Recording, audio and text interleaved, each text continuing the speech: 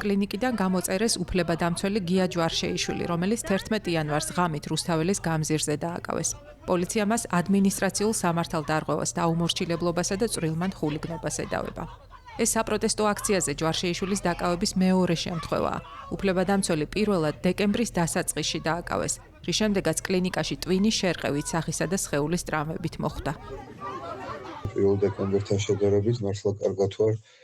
ბოლო რაღაცა არ სადისტურად არ უცემივარ ხო, არავინ ეკნები არ ჩაუტეხია და თავში წიხლები არ ვუტყავთ, მაგრამ სინამდვილეში ახლა ესეც რაც ხდება, ჩვეულებრივი პოლიციის ზალადობაა რა.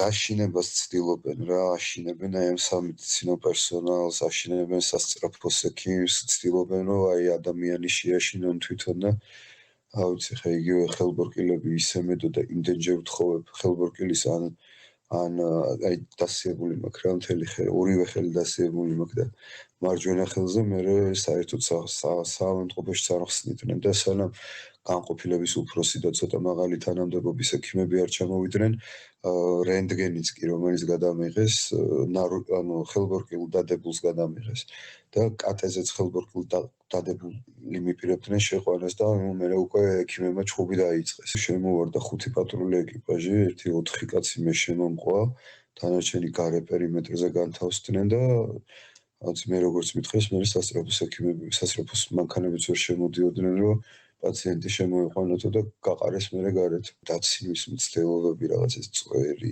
ეს რაღაცებს ცდილობენ, აი რაღაცა თქვენ, რომ თითქოს რაღაცა, ანუ ესეთი ტკივილი მოგაყენონ რა, მორალური. იმ სამართალწარმოების ხორცაკებში მაინც გვატარებენ სულ ყველა ადამიანს, ვისაც რამე ფორმით ხელში მოგვიგდებენ, ხო? იგივე ეს დაკავებული ადამიანები რო ავიღოთ, ან გუშინ დაკავებული ადამიანები რო ავიღოთ, რეჟიმი ცდილობს, რომ თავისი ბოლო ძალებით რაღაცა ზიანი მოგვაყენოს სულ ყველას რა, ვინც ვართ. ეხლა მეც სინამდვილეში ისევ რამდენიმე დღე ახლა წოლითი რეჟიმი მაქვს და ისე გამოვიდა, რომ გამოვეთიშე გარეთ ყოფნას, ხო? ანუ აქციებზე ისევ ვერ გავა. წოლითი რეჟიმი უკავშირდება სხვადასხვა დაზიანებას, რომელიც უშუალოდ დაკავების დროს მივიღე, აი როგორც სმადებდნენ ხელბორკილებს, ეს 3 კაცი მეჯდა ხრებზე, ფეხებზე, ანუ დაჟეჟილობა და სისხლჩაქცევები, ესე ვთქვათ რა, და კისერი მაქვს ძალიან, ანუ აქ ანუ არ ვაძლევდი ესე ვთქვათ ხელბორკილის დადების საშუალებას რა, ციცგილაობა იყო და ანუ მაგ პერიოდში ეს ძალიან მაქსიმალურად ქნეს, რომ მაქსიმალურად ეცადნენ, რომ ტკივილი მოეყენებინათ რა. შეთითქმული ბრალდებები, იგივე მოსამართლეების რა გადაწყვეტილებებიც გამოაქვს. ანუ ფაქტობრივი ტერორი არის, ხო?